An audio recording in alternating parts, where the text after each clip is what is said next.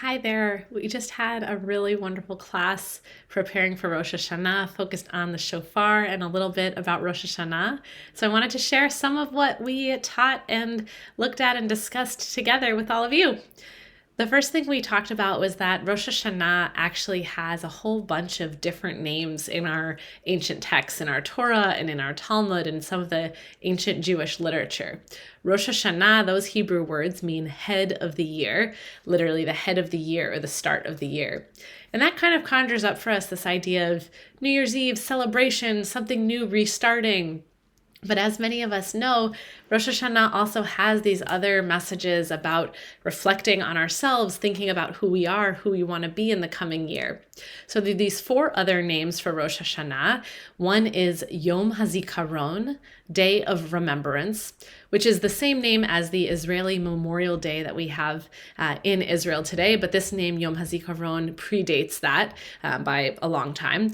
Yom HaZikaron is this idea that not only are we thinking about and remembering and reflecting, but God is remembering us, that we're in relationship with God, and that this is a day of us reminding God about us, about our good deeds, about ourselves, that we are worthy and that we are on our best path trying to be the best people that we can be. Another name is Yom Teruah. Teruah is one of the calls of the shofar. Teruah is the one that has all the little da da da da da da da da. Yom Teruah, the day of the blasts. This appears in our Torah. We have some verses in our Torah that refer to Rosh Hashanah as the day of the blasts. The word Rosh Hashanah doesn't even appear in our Torah, but Yom Teruah as a day to be observed, a day of the blasts, is mentioned. So this blast of the shofar. Another name for Rosh Hashanah is Yom Hadin, or Day of Judgment. Sometimes we think of this as kind of connected to Yom Kippur, but there's a relationship between Rosh Hashanah and Yom Kippur. Rosh Hashanah is setting us up for the work that we're supposed to do on Yom Kippur to commit to being better people in the year to come.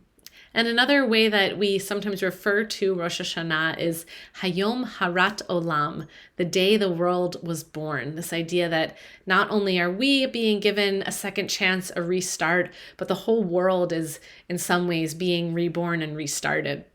We know that's not exactly what's happening with our world, but nonetheless, these are all names and ways that we're referring to Rosh Hashanah. I like to share these different names because they help us orient a little bit around the holiday, around what it's about. Rosh Hashanah, head of the year, gives us just kind of, okay, a restart, a party, and that's not exactly what all the messages of the holiday are about and all of what we're actually supposed to do on this holiday and what we're invited and have the opportunity to do.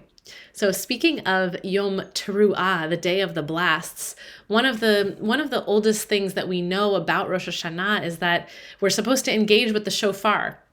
The shofar is really, really old. The shofar as some kind of instrument or tool to make noise predates even ancient Judaism. In archaeology of the ancient Near East, we have evidence of people using a kind of a shofar, ram's horn, an ibex horn, other antelope horns for the purposes of making a lot of noise and getting people to attention, probably in royal courts or in war or just in any time where you wanted to communicate loudly with a large group of people. In the Torah, the shofar appears in a variety of settings. We hear it at the moment of God revealing the Torah at Mount Sinai as a call to battle, this idea of kind of a trumpet or sort of a coronation kind of focus. But the shofar also helps kind of get people moving. It's in some ways a call to action and a call to movement. It's not just something we're supposed to hear passively, but it requires us to do something. Even in ancient times, maybe it required the people to move or to get ready for battle or to behave in a certain way.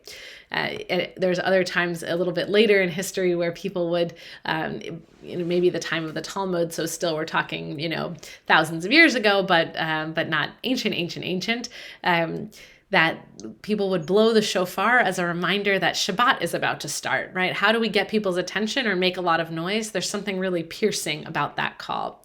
So the shofar is an instrument, a tool for making noise, but not your kind of campfire, not campfire tunes. That wasn't probably the purpose of the shofar. So the sound of the shofar may have changed over thousands of years, depending on, who's blowing it, what kind of, if it's an antelope or a ram or what kind of animal we're using. But ultimately, these sounds are sort of similar across time, which is pretty powerful, that this sound that we are hearing and that we're engaging with is being heard all over the world on Rosh Hashanah and just kind of all across time.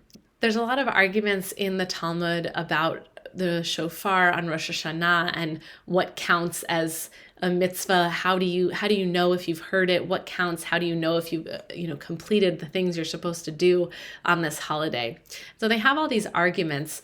What happens if someone is blowing a shofar from the bottom of a well and you walk by and you happen to hear it? Does that count as hearing the shofar? And they argue about it and kind of conclude, well, how do you know if you've really heard it? If it's through the well, maybe you're not hearing the actual shofar, but you're hearing its echoes. What if you happen to walk by a building and someone is inside blowing the shofar and you kind of hear it, but maybe you didn't catch it all? Does that count? And they're really, in the Talmud, they really like to argue and debate these sorts of details, but they really want to get to the bottom of this question of what counts? How do I know if I've heard this? How do I know if I've fulfilled my duty to hear the shofar?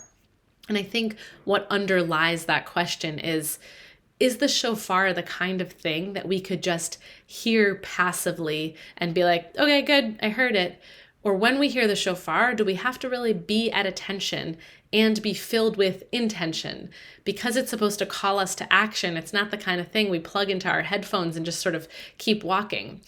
The shofar is so disturbing, that sound is so arresting, that we're supposed to stop, listen, and say, wow, I'm being called to something. I'm being asked to step out into the world and act. I'm being challenged to reflect inward and say, is there something I want to do differently this year?